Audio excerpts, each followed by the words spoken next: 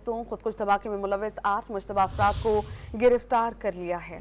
इसी से मुतालिक मजीद आपको बताएं कि काउंटर टेररिज्म डिपार्टमेंट की कार्रवाई जिसमें मसनूं खुदकुश धमाके की तहकीकात जारी हैं और 8 मुश्तबा अफराद गिरफ्तार कर लिए गए हैं। इस पर हम बात करेंगे डॉन न्यूज़ के रिपोर्टर अब्दुल्ला सहरी से। अब्दुल्ला, बताइएगा कितनी बड़ी कामयाबी है ये और क्या सहूलतकारों के बारे में कुछ इत्तला मिल सकी?